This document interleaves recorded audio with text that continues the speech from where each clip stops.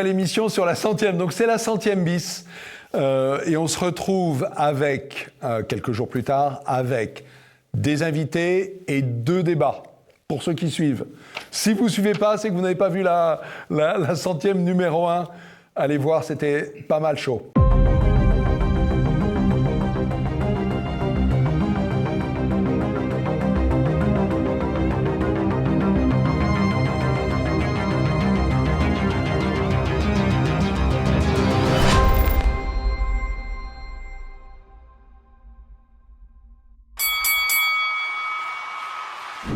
Alors, ce débat, avec 6 nouveaux invités, c'est sur le 4e tour.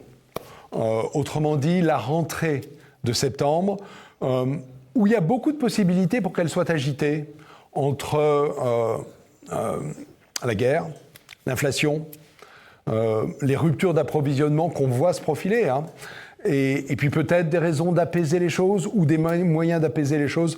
Je me retourne vers Philippe Murer pour nous en parler. Tout à fait.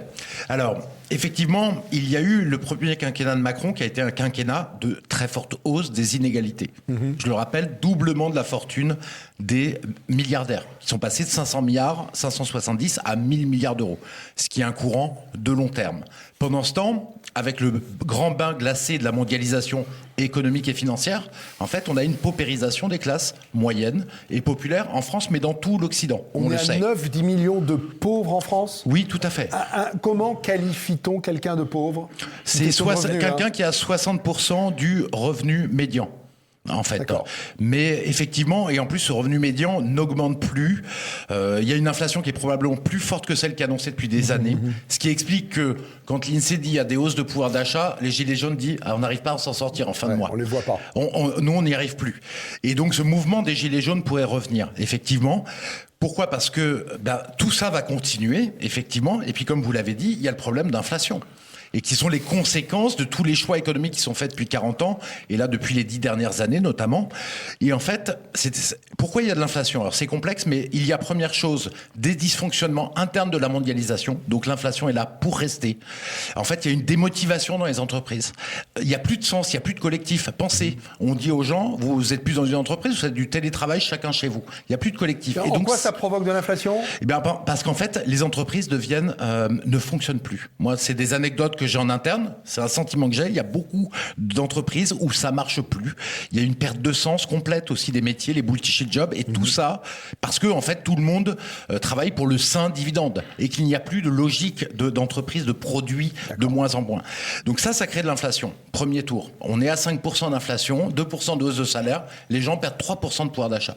Et c'est très faible en France parce qu'il faut voir qu'en Hollande, on est à 9% de pouvoir d'achat perdu, 12% d'inflation. C'est quand même gigantesque et encore plus pour les pauvres. Et puis il y aura le deuxième tour avec les sanctions économiques, les pénuries comme vous dites qui arrivent. Là c'est pour l'huile de tournesol, il y a déjà des pénuries et les hausses de prix qui vont arriver, qui vont encore aggraver la baisse de pouvoir d'achat, la hausse de l'inflation, qui vont faire que l'inflation va durer. Philippe, vous allez brosser le décor. Oui, tout à fait. Il est sombre. Il est sombre. Je vais faire passer la parole, on va revenir sur des éléments. Ok, oui, alors, Serge Federbusch. Il y a quelque chose qui m'a vraiment beaucoup frappé le soir même de l'élection présidentielle du deuxième tour, c'était le silence sépulcral qui régnait sur Paris, et c'était vrai dans la plupart des grandes villes. Il n'y avait aucun enthousiasme. Ça n'est jamais arrivé. Il y a une énorme frustration. Ce silence est quand même le témoin de quelque chose qui ne va pas. Et bon, ça n'est jamais arrivé qu'il y ait aussi peu de doute sur la légitimité, sur la pertinence du vote du vainqueur, même s'il l'emporte avec 58%, ce qui est beaucoup, il ne faut pas non plus se leurrer. Pourquoi est-ce que Macron a gagné ? Et ça nous renvoie à ce qui peut l'affaiblir ensuite dans les mois et les années qui viennent, quel que soit à la limite le résultat des élections législatives, c'est parce qu'il a eu le soutien, ça c'est le facteur numéro 1, et c'est complètement occulté, de la Banque Centrale Européenne pour racheter sa dette, pour acheter la dette publique. Si les taux d'intérêt n'étaient pas amenés pratiquement à zéro par la Banque Centrale Européenne, on a une telle dette qu'il faudrait payer des taux d'intérêt de 7, 8 ou 9% par an. Et depuis au moins un an, l'État ne pourrait plus payer ses fonctionnaires en France. Vous voyez, ce sont des réalités occultées. Mais ce ne serait pas le cas de plein d'autres pays, l'Italie, mais peu importe, en l'Espagne, tout cas, ce serait le cas. Peu Peu importe, ce serait le cas en France, et nous, on est concernés par cette situation. Concrètement, qu'est-ce qui se serait passé si l'État ne payait plus ses fonctionnaires? Mais Macron, il n'aurait même pas pu se représenter. Il y aurait des troubles sociaux très graves. Donc il n'est élu et réélu que grâce à ce soutien. Il y a un deuxième soutien, c'est le soutien quasi unanime des médias. On l'a vu, il y a eu un déferlement. Alors je ne vais pas revenir sur le débat d'il y a 3 ou 4 jours, donc entre pro-Zemmour, pro-Le Pen, mais ce qu'on peut dire, et ça c'est objectif, c'est que le déferlement de haine anti-Zemmour ensuite a été remplacé par un déferlement de haine des médias anti-Le Pen. Ça, tout le monde doit être d'accord là-dessus. Et donc, ça a été un facteur essentiel. Bon, et puis, il y a aussi la répression dont il a usé pendant son premier mandat avec la répression des Gilets jaunes. Et ça prépare un septembre chaud ? Mais moi, ce que je crois, c'est que effectivement, les ingrédients sont là. Et même s'il gagnait les législatives, à la limite, il n'y aurait pas la soupape d'explosion propre à l'opposition parlementaire.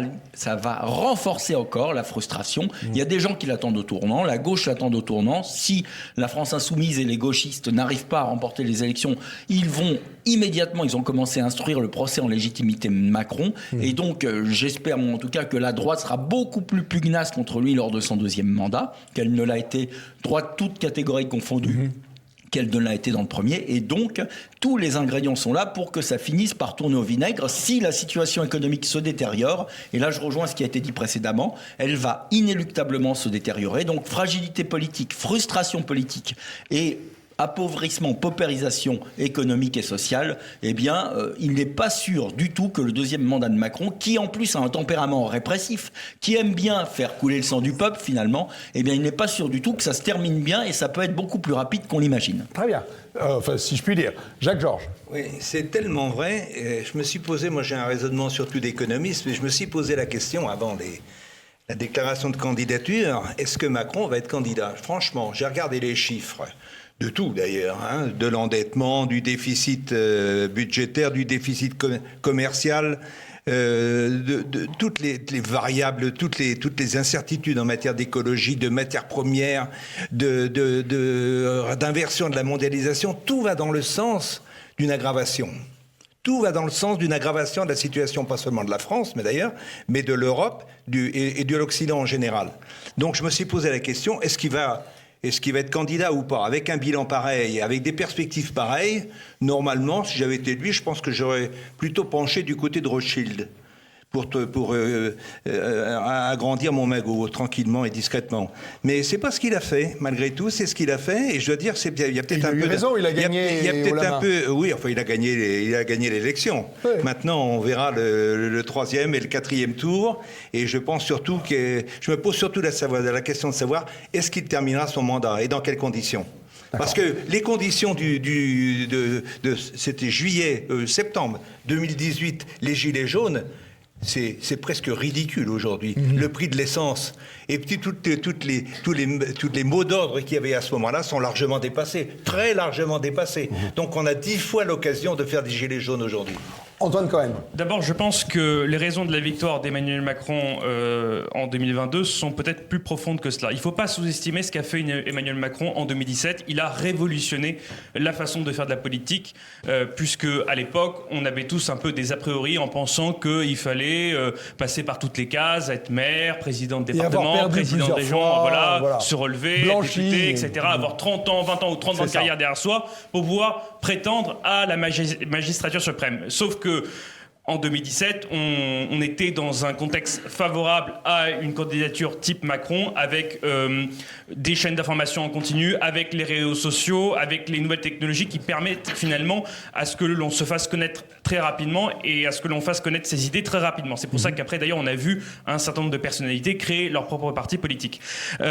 Donc en 2017, déjà, Emmanuel Macron avait achevé le PS qui était en coma prolongé, et je pense que si Fillon avait perdu, ce n'est pas seulement à cause des affaires, c'est aussi parce qu'il y avait une véritable volonté de changement de la part des Français, que les partis de gouvernement étaient à bout de souffle, et pendant son quinquennat, il a littéralement achevé la droite en nommant des ministres de droite. Il a réussi d'une certaine façon à faire travailler des gens qui étaient issus des différents partis politiques, et il a gagné en 2022, et il a consolidé d'ailleurs son électorat dès le premier tour.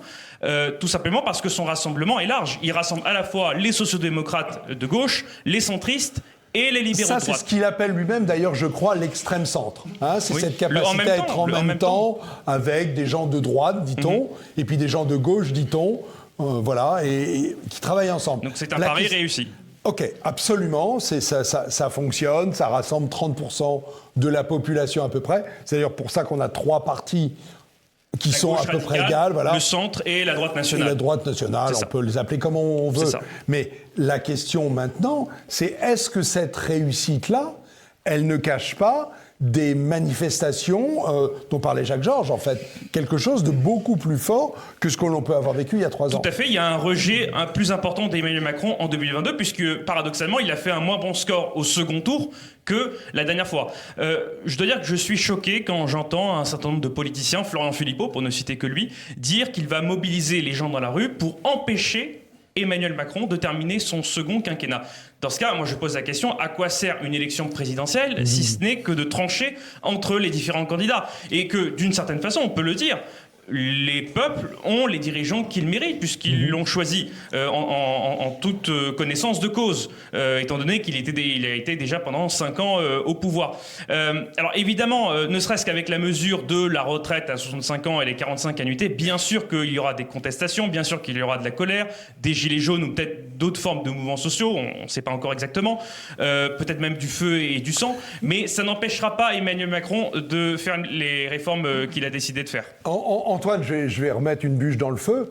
Est-ce que, avec l'augmentation des prix, est-ce qu'il n'y a pas aussi une sorte de dîme pour la guerre et que chacun est OK pour la payer parce qu'il y a le sentiment que ce qui se joue en Ukraine, c'est un peu notre destin collectif à nous les Européens de l'Ouest? Oui, c'est un peu notre destin Et collectif. donc on est d'accord pour dire, bah oui, on va perdre un peu de pouvoir d'achat, Oui. on va peut-être avoir moins de tournesol, mais finalement, ils se battent à notre place. Oui, d'ailleurs, ça a joué dans l'élection, dans l'idée qu'évidemment, on ne remplace pas un capitaine en pleine tempête. Et à ce moment-là, évidemment, Emmanuel Macron est sorti un peu de la mêlée, étant donné qu'il était en plus, et il est encore, président du Conseil de l'Union européenne. Juste un dernier mot. Je pense qu'effectivement, tout se joue à une élection présidentielle et aux élections législatives. Après, le reste, c'est des critiques, c'est des contestations, mais ça n'agit pas sur le cours des choses. D'accord.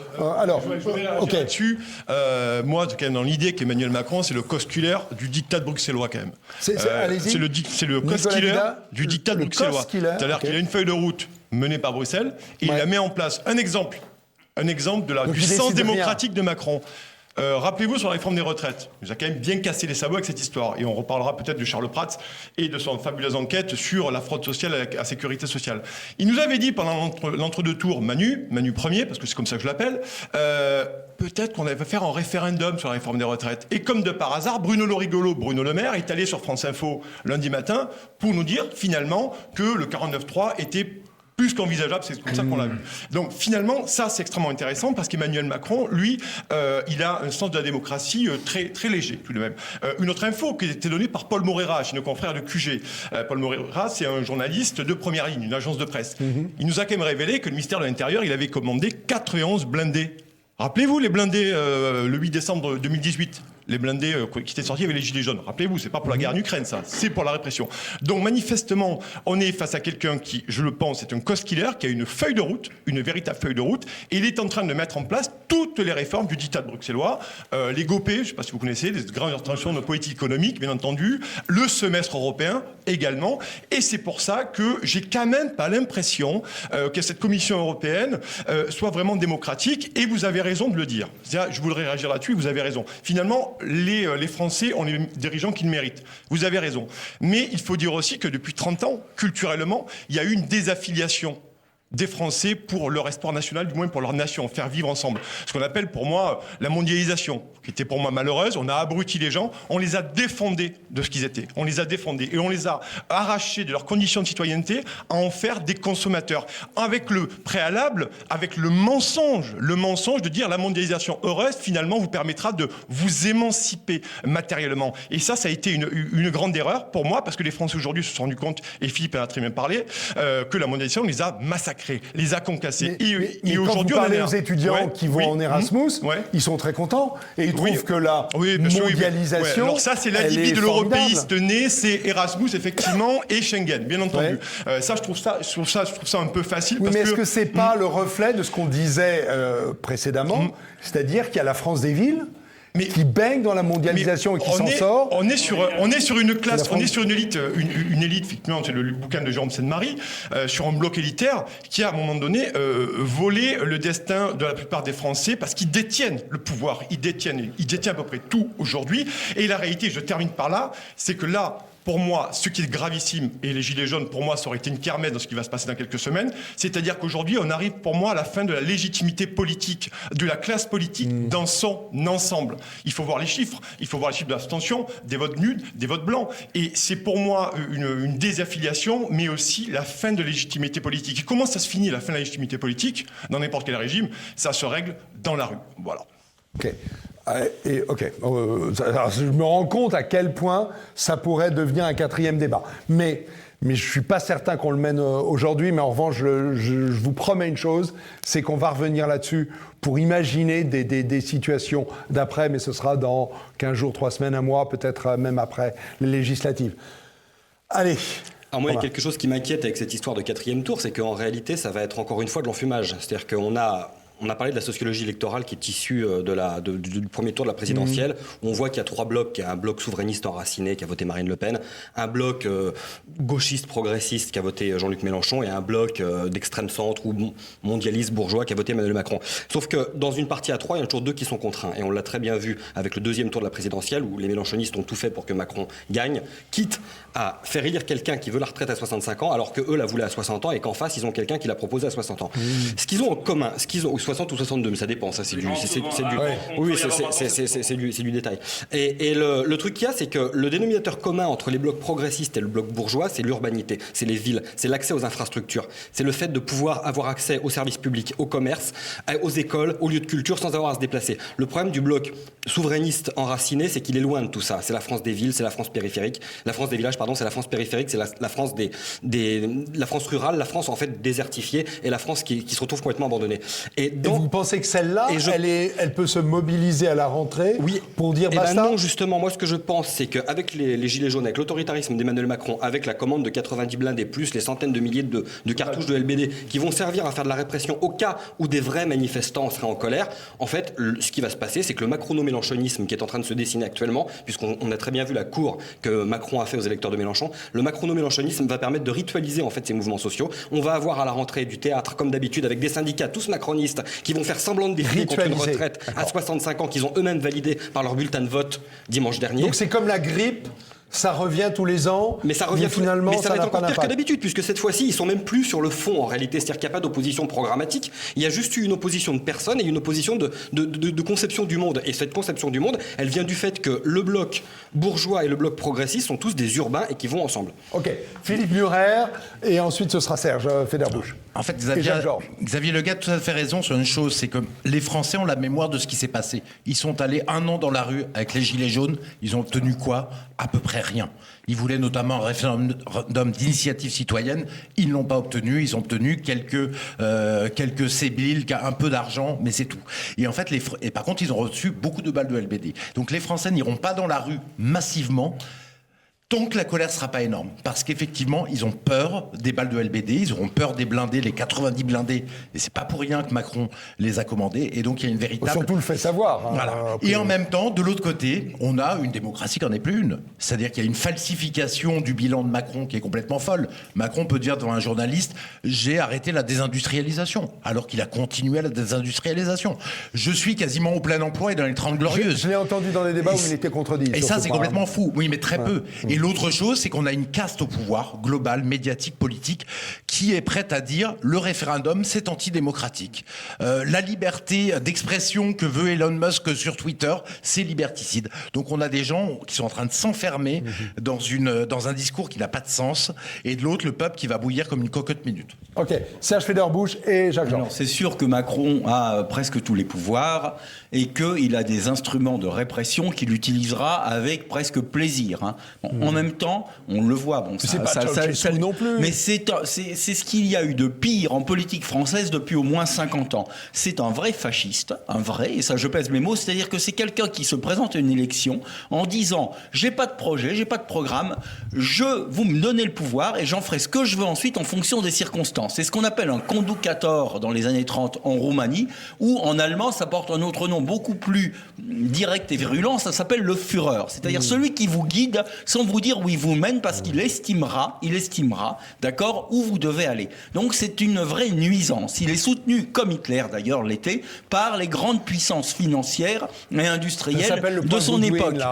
Non, ce n'est pas le point Godwin. Si le point Godwin c'est le nom de Macron, eh bien alors Godwin est égal Macron. C'est une réalité. Il a été porté au pouvoir par le CAC 40 et par quelques capitalistes extrêmement puissants et il a été soutenu quoi qu'il arrive. Alors là, ce qui peut nous sauver, quand toutes les cartes sont entre les mains d'une même personne dans un espace donné. Eh bien, ce qui se passe, c'est que la répression et, je dirais, l'immobilisme, l'inertie, l'énergie utilisée par ce système pour se maintenir au pouvoir le rend incapable de faire face à ce qui va se passer autour de lui. Et vous allez voir Macron qui va faire les pires conneries en diplomatie, Macron qui va nous mettre dans une situation, par exemple vis-à-vis de la Russie, où l'inflation va être absolument impossible à juguler, y compris avec la monnaie de singe de la Banque Centrale Européenne, y compris en maintenant les taux d'intérêt à zéro. Et donc, le problème va rentrer par la fenêtre après avoir été sorti par la porte. Et je terminerai simplement par une image que j'utilise de temps en temps.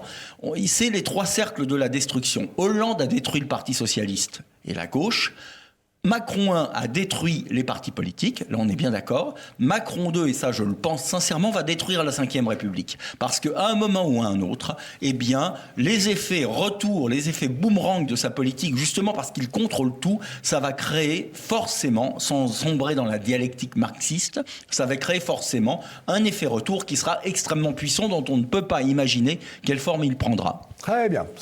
Et ça amène, merci Serge, ça amène le fait qu'on aura un jour ce débat sur le post-5e République. Jacques-Georges.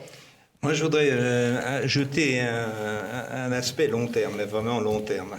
Je crois que depuis quelques années, on est entré vraiment dans un cycle très profondément adverse, complètement différent de celui qui a prévalu jusqu'à une date très récente, à savoir la mondialisation, c'est fini. Les effets maximum on a vu les contre-effets, les inconvénients de la mondialisation dans le domaine sanitaire. On les voit maintenant dans le domaine industriel, etc. Et donc, je pense que le mouvement est inversé. Ça aura beaucoup de conséquences sur l'économie et sur le social.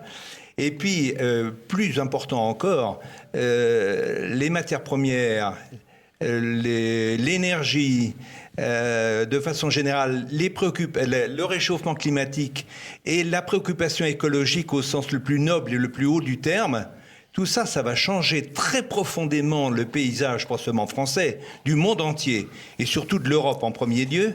Et ça, c'est la toile de fond.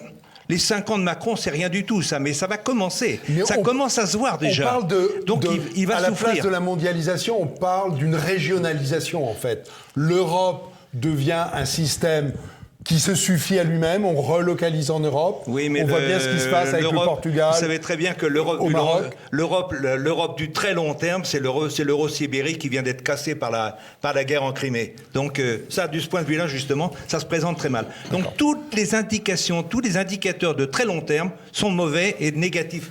Xavier Le Guet. Juste un petit mot pour aller dans le sens de Philippe Murer par rapport à la répression des manifestations, c'est qu'on oublie de dire aussi qu'en plus de la coercition et de la violence qui s'exerçait sur les manifestants, on a quand même assisté par exemple pendant la crise des Gilets jaunes à des milliers d'arrestations préventives sans aucun motif, qu'il y a des très mauvaises habitudes qui ont été prises sur le fait de couper l'herbe sous le pied en fait des gens qui voudraient manifester. Et une deuxième chose, c'est qu'on a pris aussi l'habitude du contrôle social permanent. C'est-à-dire qu'on a vécu 2 ans quand même où les gens ont obéi absolument à tout ce qu'on leur a tout ce qu'on leur a imposé de faire. On les a habitués à être pistés, on les a habitués à être surveillés. Et on a vu que derrière, ça avait donné des réflexes de soumission à une très grande partie de la population. Et ça peut très bien jouer aussi sur la capacité à se mobiliser, ça, dans l'avenir.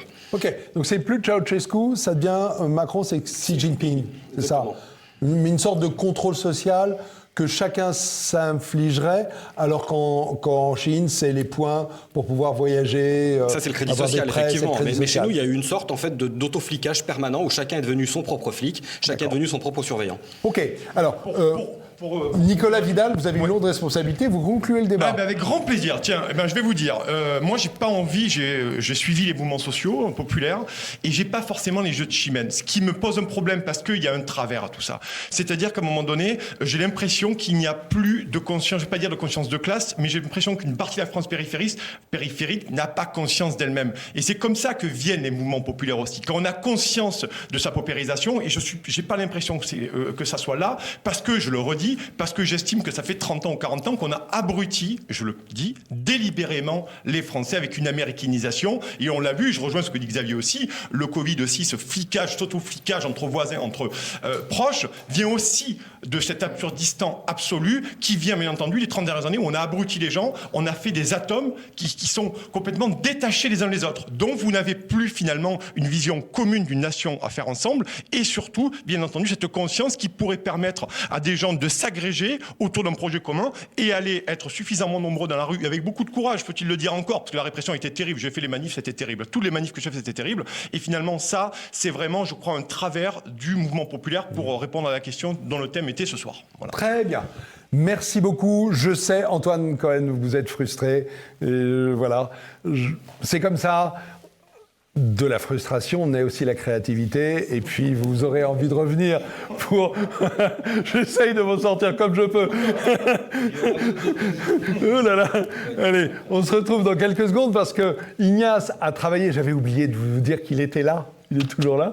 Et il a crayonné. Et dans quelques secondes, nous allons découvrir ensemble le fruit de son travail. Ok, j'ai eu les caricatures d'Ignace, on les voit s'afficher, je vous laisse faire vos commentaires. Bon, encore des débats très animés.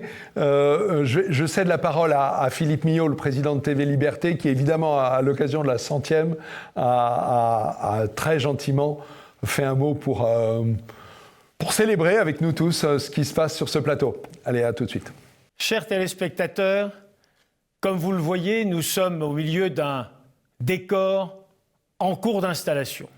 Et quel est ce décor ? C'est celui d'une de vos émissions préférées, Tête à Clash, dont je voulais souligner aujourd'hui la 100e livraison. Oui, 100 fois que Franck Tanguy et ses invités débattent ensemble, dans un esprit très gaulois, dans un esprit parfois caustique, parfois même à la limite agressif, mais dans quelque chose qui nous réjouit, parce que vous avez affaire là au débat organisé par TV Liberté, à un vrai débat contrairement à cette période électorale dont nous sortons, qui fut pénible pour beaucoup, et où l'on a vu se succéder l'absence de débat, puis des débats de médiocre qualité, pour finir comme nous le savons ensemble. Alors oui, longue vie après ce 100e Tête à Clash, longue vie à Franck Tanguy et à ses équipes.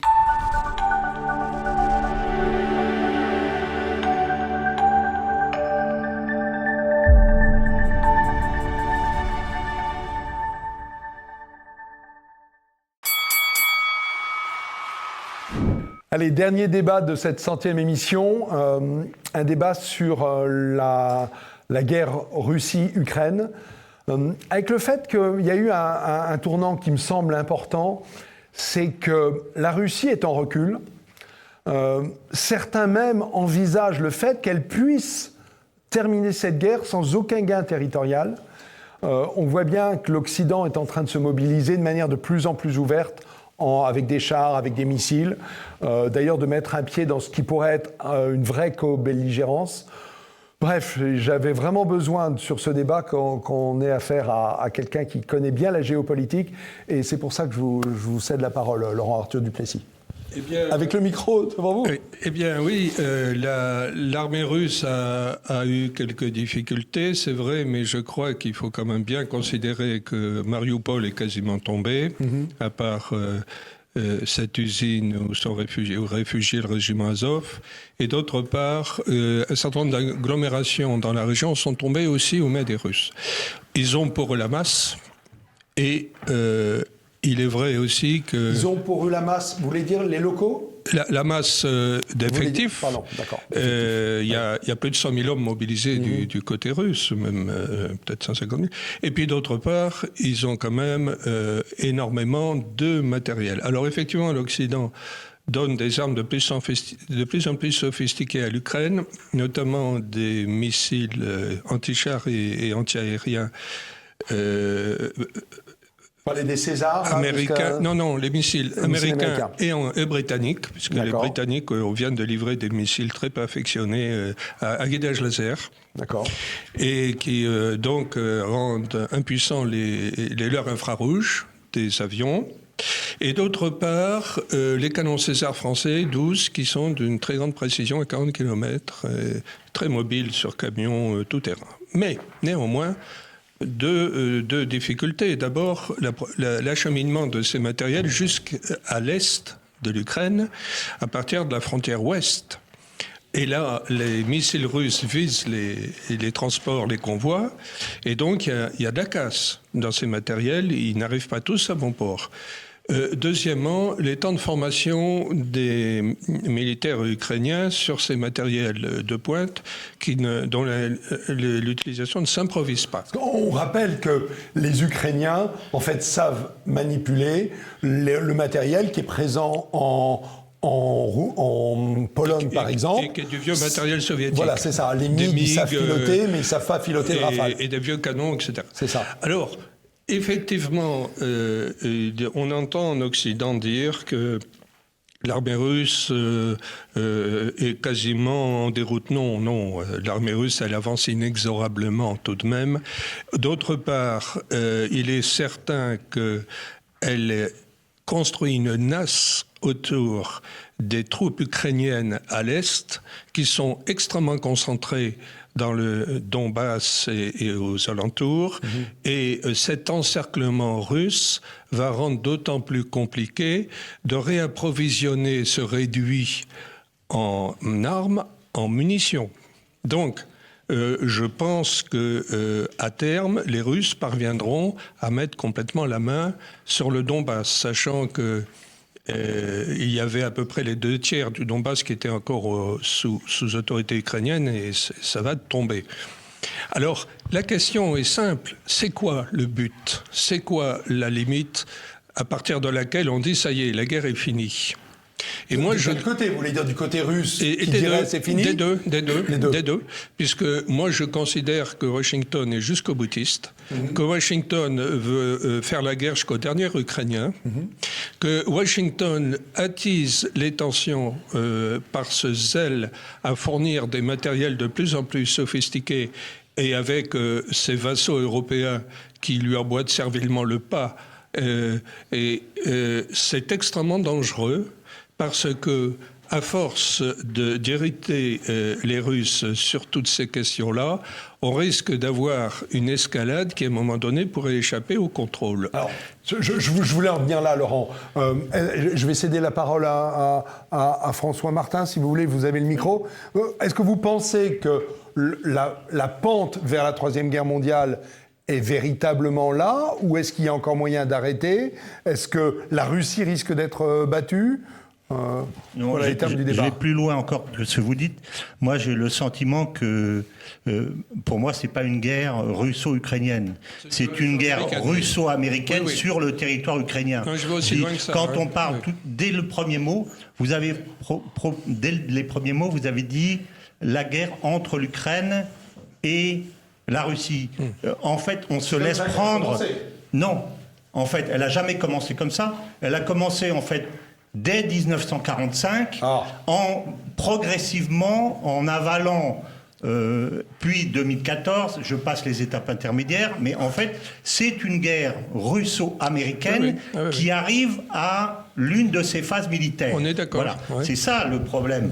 Et, comme je l'ai dit dans la Russie a envahi, elle a déclenché la foudre. Non, la Russie n'a pas envahi. L'Ukraine est otanisée depuis 20 ans. L'Ukraine est totanisée. Vous n'avez pas en face, vous n'avez pas un gouvernement légitime. La meilleure preuve, c'est que vous avez 3 millions de personnes qui ne votent pas. La meilleure raison, c'est qu'on a dépensé, les Américains l'ont dit, ils ont dépensé 5 milliards et demi pour faire sauter le gouvernement légitime et pour mettre un gouvernement fantoche à la place. Donc vous n'avez pas un État à la place de l'Ukraine. Vous avez des oligarques qui maîtrisent. Je vais faire la contradiction interne. Hein. Je vous en prie. Mes contacts en Pologne, Oui. mes contacts en Ukraine disent « mais c'est pas du tout comme ça que ça se passe. Nous voulons la démocratie, nous l'avons eue, les Russes sont maintenant des soviets et nous nous battrons jusqu'au dernier pour les faire revenir à leurs frontières d'avant. » Écoutez, si on avait fait sauter le gouvernement légitime du Togo en dépensant 10 milliards de dollars pour les armer, qu'on les ait otanisés, etc., qu'on les formés, etc., on dirait qu'on les a colonisés. D'accord.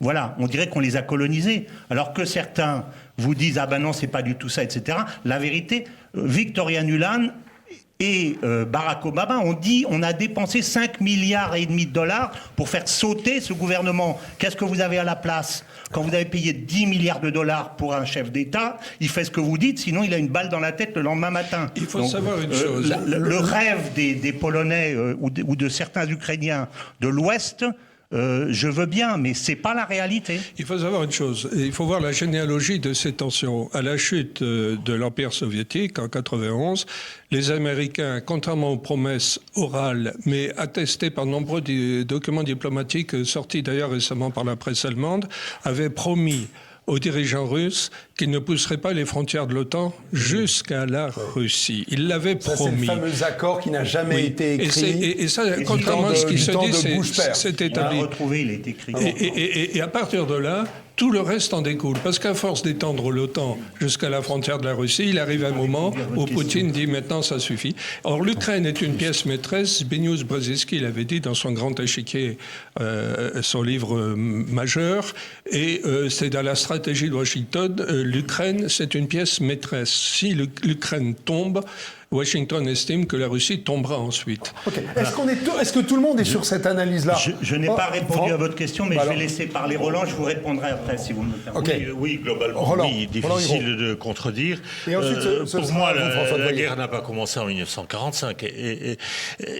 De 1991, indépendance de l'Ukraine, jusqu'en 2014, il se passe rien. Il y a des présidents qui alternent, les uns sont pro-russes, les autres plutôt anti-russes, et tout change en 2014. C'est en 2014, ce que nous appelons les événements de la place Maïdan, que quelqu'un d'aussi modéré que Valéry Giscard d'Estaing a appelé peu avant sa mort un coup d'État de la CIA, qui a consisté à remplacer un gouvernement pro-russe, mais élu de manière tout à fait démocratique, et je peux en témoigner parce que j'ai des amis à l'OSCE, même quelqu'un de très haut placé à l'OSCE, qui a observé cette élection et qui dit que l'élection de 2010 était tout à fait régulière.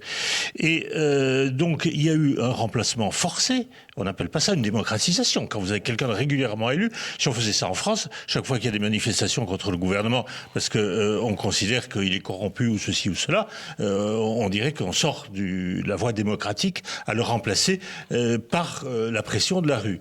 Alors ça, c'est tout à fait, pour moi, la guerre commence en 2014. Et comme par hasard, c'est Victoria Nuland qui est à l'époque à la manœuvre.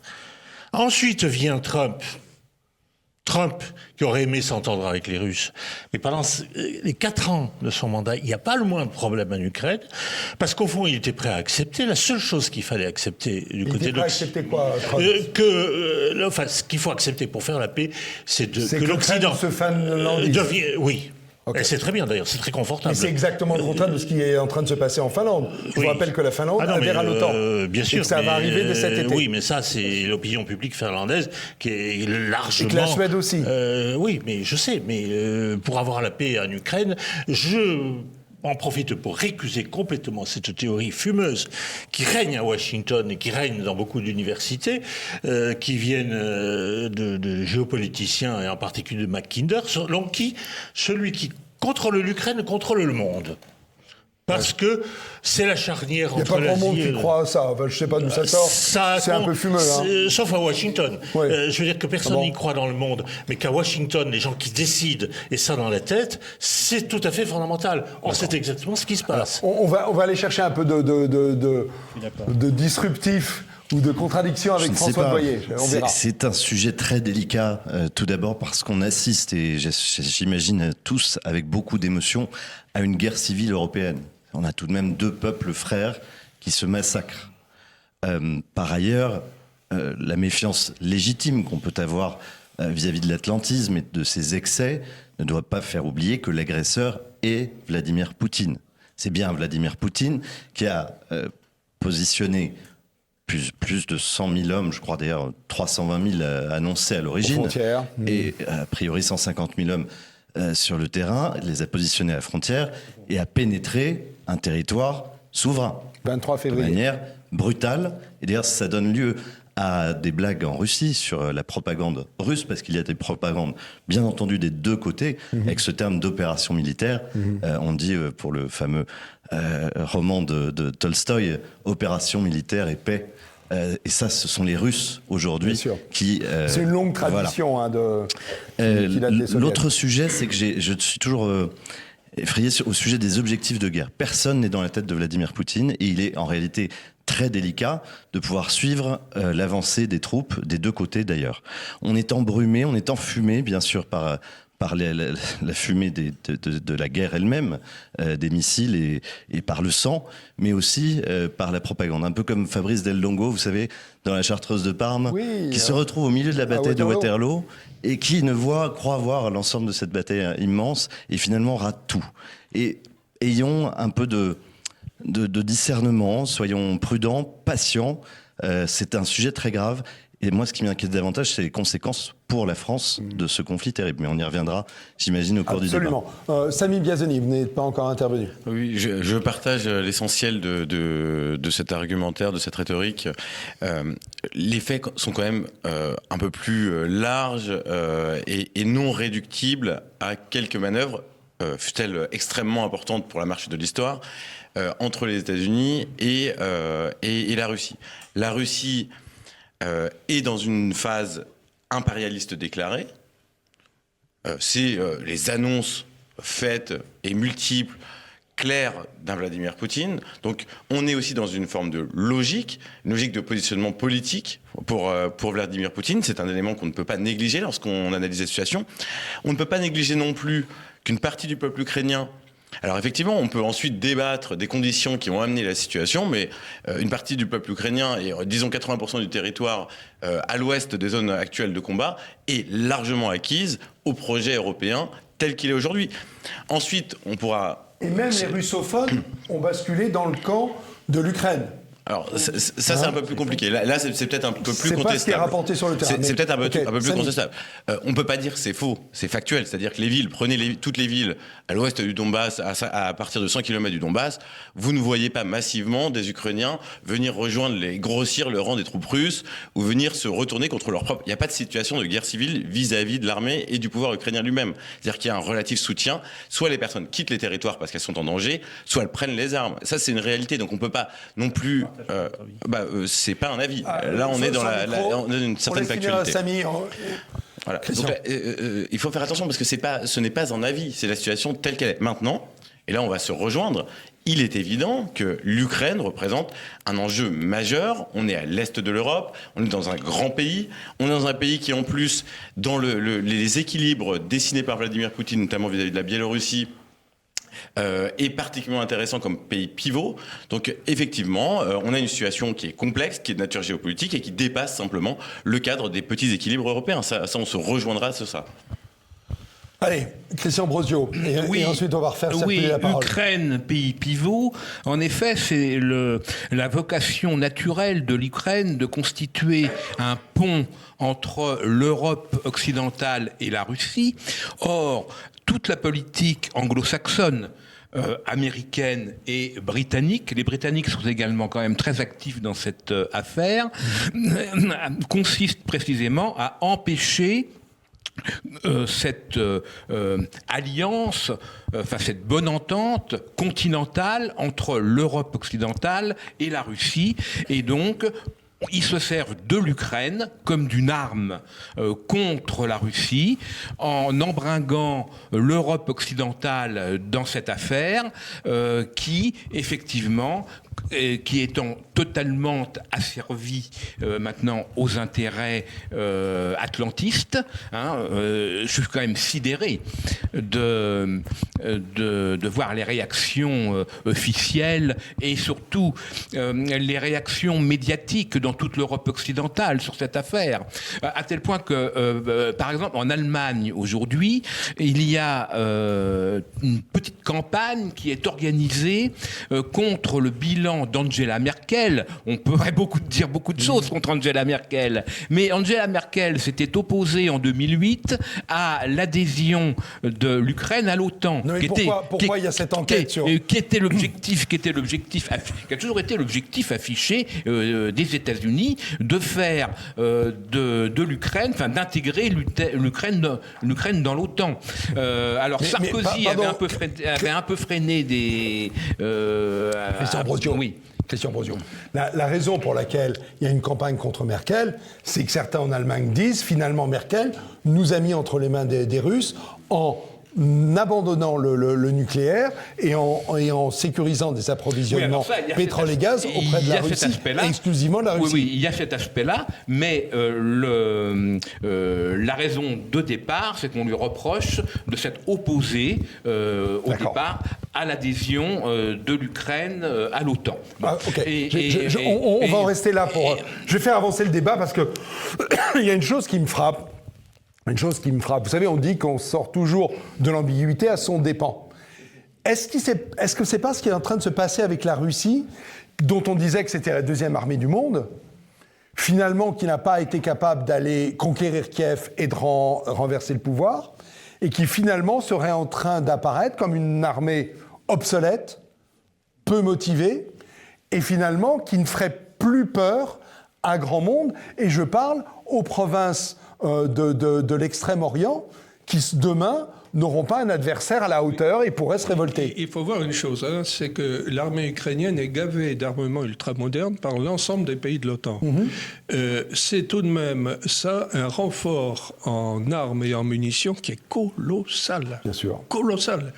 Donc c'est pas... C'est environ 1 milliard toutes les semaines, de nouveaux milliards promis par Biden pour l'Ukraine. C'est ça que ça veut dire. Imaginons ce qu'aurait pu être l'armée française de 1940, de mai-juin 40, si elle avait eu de tels renforts en armes et en munitions ultra sophistiqués face à l'aviation allemande et aux chars allemands. Ouais. Donc c'est pas l'Ukraine qui se bat, et je vous rejoins. C'est pas l'Ukraine qui se bat, c'est l'OTAN qui se bat. C'est l'OTAN qui se bat en Ukraine. Et c'est pas l'opportunité qui est saisie pour mettre la Russie à genoux, finalement. Du coup, c'est une faiblesse très relative que c'est de l'armée russe, parce que c'est l'armée russe contre le matériel de l'OTAN. François Martin. Je vais essayer de répondre à votre question tout à l'heure en même temps. Moi, je m'avance peut-être un peu, mais j'ai le sentiment que l'affaire est pratiquement pliée aujourd'hui, même si ça ne se voit pas. Oui. Pour deux raisons. Parce qu'elle avait deux volets. Un volet politico-diplomatico-économique avec les sanctions et un volet militaire. Le volet des sanctions, la bombe atomique, c'était la suppression du système SWIFT. Ça n'a pas fonctionné. On voit bien que tout le reste, c'est des suites de sanctions, mais globalement, enfin, la Russie a même retrouvé le niveau du rouble qu'elle avait avant les sanctions. Donc, je veux dire, c'est fini. Ça marche pas. Puis d'autre part, on n'a pas réussi à avoir, si vous regardez la carte des pays qui ont accepté les sanctions, vous avez en gros les États-Unis, l'Europe, le Japon, la Corée, et c'est tout. Donc tout le reste du monde, l'Inde, ça fait quand même 1 milliard. La Chine, quand vous voulez faire le blocus d'un pays que vous avez que la moitié des gens qui suivent, c'est pas un blocus, donc c'est cuit. Bon, sur le plan militaire, vous avez maintenant des généraux qui s'expriment, qui commencent à s'exprimer au Pentagone. Il y en avait hier un sur Fox News, dans les journaux, en disant pourquoi est-ce qu'on continue à livrer des armes à un pays qui de toute façon n'aura plus d'armée dans 15 jours parce que les 60 à 80 000 types qui sont bloqués devant la ligne de front, ils sont coincés. Ils n'ont pas d'essence, ils n'ont pas de munitions, ils n'ont rien à manger. Alors, l'idée qu'avait Biden, c'était de les vietnamiser. Mais ce qu'ils n'ont pas compris, c'est que vous pouvez vietnamiser quand vous avez de la jungle ou quand vous avez des montagnes. Mais quand pour amener des armes, vous êtes obligé de passer 1500 km où tout le monde vous voit, on vous tape dès que vous arrivez dans un entrepôt, puis c'est fini. Vous pensez que ça, c'est mal barré? Mais bien sûr. On va faire un petit peu avancer le débat. François Devoyer. Ce qui m'inquiète rapidement, au fond, Poutine a créé une nation avec l'Ukraine en l'attaquant. Donc ethno-genèse, on a vu sous nos yeux naître une nouvelle nation. De l'autre côté, l'Occident, par ses réactions stupides et excessives, a resserré les Russes comme jamais autour de leur chef d'État et les rendra particulièrement hermétique à tout esprit de réconciliation. Donc ça, c'est la première chose. Vous savez, voir l'Allemagne envoyer des panzers en Ukraine, ça me rassure tout de même pas beaucoup. Ouais. Et il y a une escalade très dangereuse. On est en train d'oublier tout l'intérêt qu'avait la dissuasion nucléaire. Et pourtant, c'est pas faute là pour la Russie de le rappeler.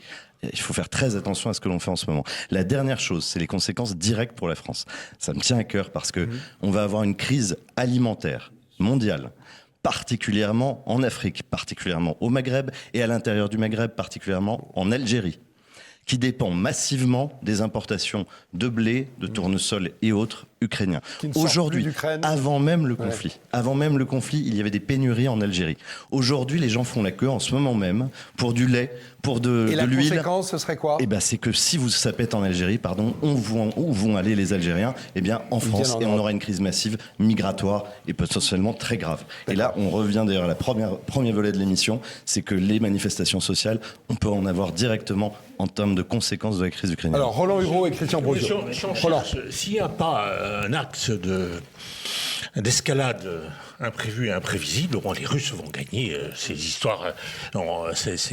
Ils vont gagner d'ici 15 jours, 3 semaines, 2 mois, peut-être. Mais oui, mais bien entendu. Vous êtes contraire à ce qui se dit de manière courante. Mais la désinformation, ça marche à fond et elle est tellement invraisemblable qu'elle ne tient pas. Pourquoi voulez-vous qu'ils perdent ? Avant le 9 mai, autrement dit, ce serait ça la célébration. Ils s'en foutent du 9 mai. Ils sont pas pressés d'ailleurs, mais enfin, ça va.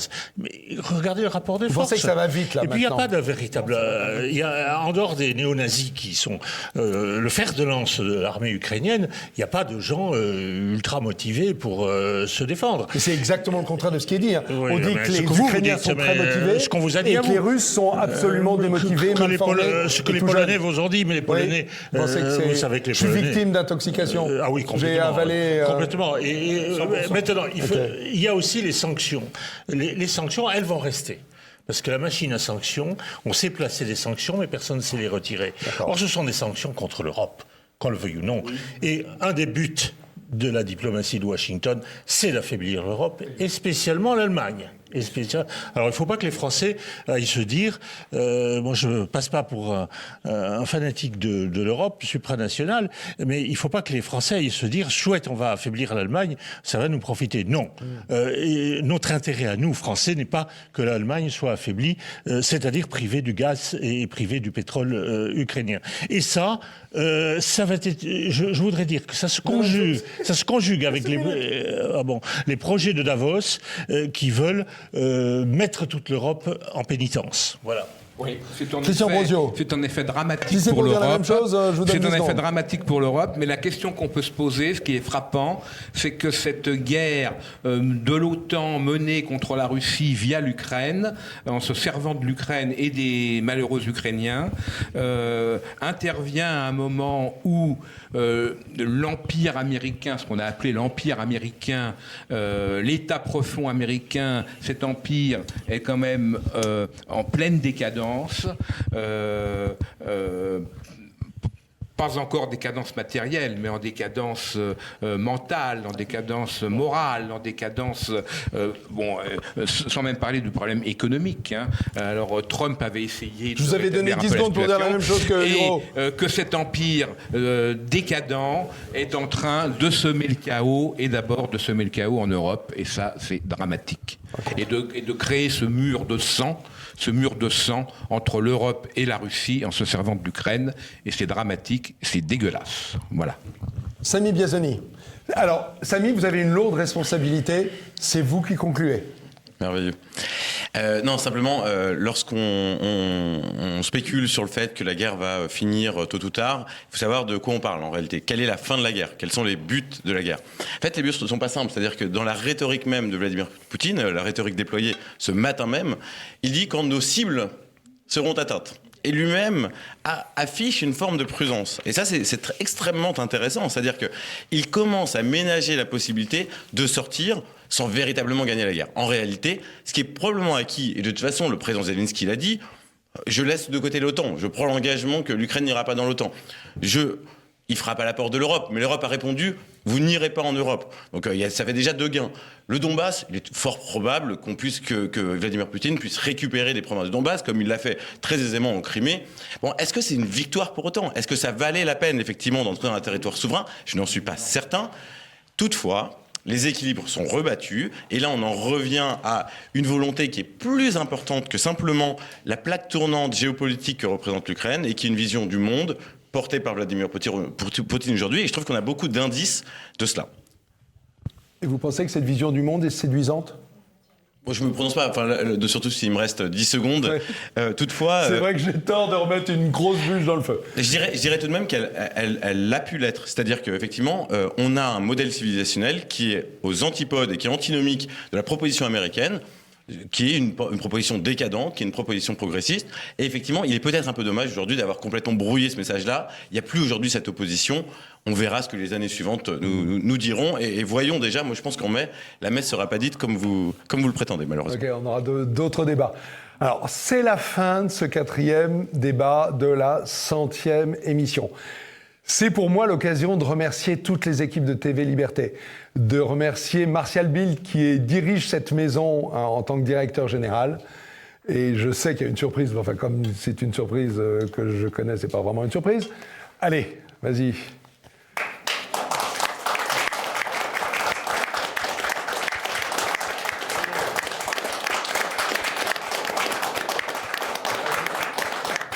Merci beaucoup. Alors, je ne suis pas Jeanne Calment, je n'ai pas 100 ans, ou alors je serais vraiment très très frais. C'est la 100e de cette émission. Merci à tous, merci de votre fidélité. On fait de très bons scores d'audience. Merci messieurs, mesdames, messieurs, d'être venus, d'être fidèles, d'assurer cette belle émission, d'être sagaces, d'être pertinents. Voilà, célébrons, on va les boire, mais ce sera hors champ. Et à très vite, puisque il y aura ma camarade Solange qui est là, à ma gauche. Elle devait être à ma droite. Solange qui s'allume en rouge. Merci Solange.